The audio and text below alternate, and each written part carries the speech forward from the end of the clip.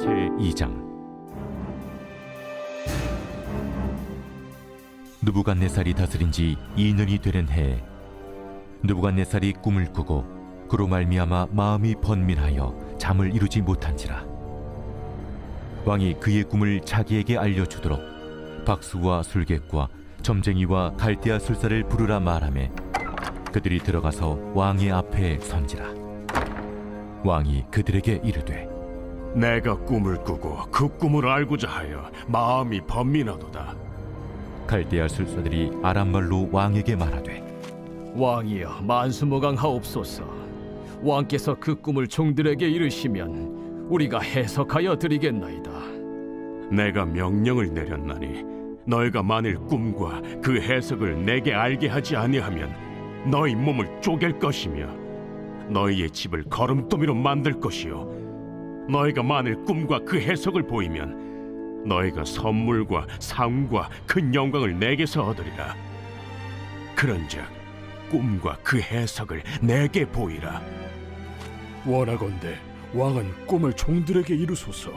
그리하시면 우리가 해석하여 드리겠나이다. 내가 분명히 아노라. 너희가 나의 명령이 내렸음을 보았으므로 시간을 지연하려 함이로다. 너희가 만일 이 꿈을 내게 알게 하지 아니하면 너희를 처치할 법이 오직 하나이니, 이는 너희가 거짓말과 망령된 말을 내 앞에서 꾸며 말하여 때가 변하기를 기다리려 함이라. 이제 그 꿈을 내게 알게 하라. 그리하면 너희가 그 해석도 보일 줄을 내가 알리라.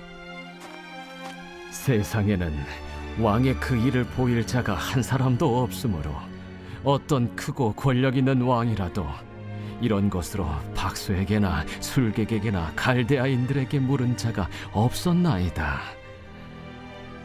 왕께서 물으신 것은 어려운 일이라 육체와 함께 살지 아니하는 신들 외에는 왕 앞에 그것을 보일 자가 없나이다. 2021년 10월 22일 새벽 하나님의 말씀은 다니엘 2장 1절부터 11절입니다.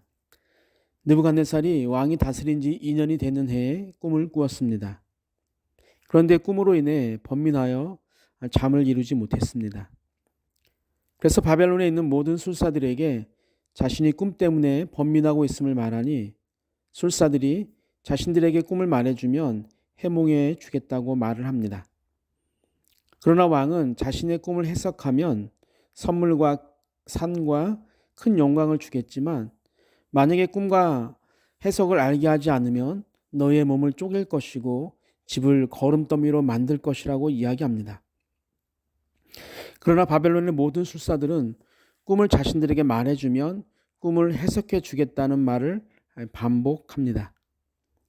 왕은 그들이 시간을 지연하려는 것이라 단언하고 느부갓네살 왕은 화가 나서 만일 이 꿈을 풀지 못하면 왕을 속인 죄로 죽일 것이라고 명합니다.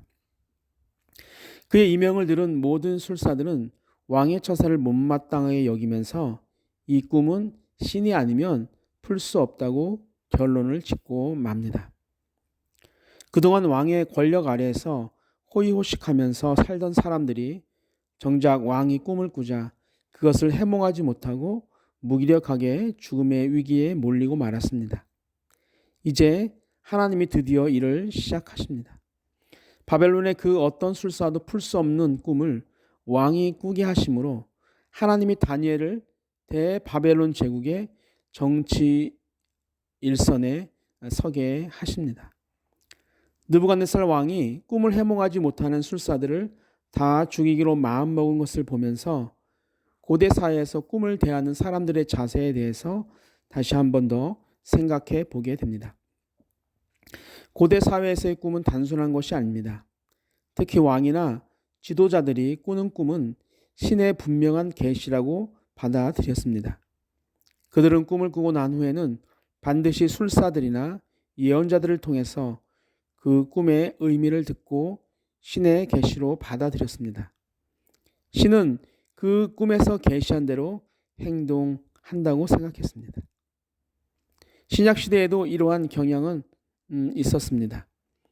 동방 박사들이 예수님을 경배하고 난 후 천사들이 꿈에 나타나서 헤롯에게 가지 말라는 말을 했고, 이에 동방 박사들은 다른 길로 가게 됩니다.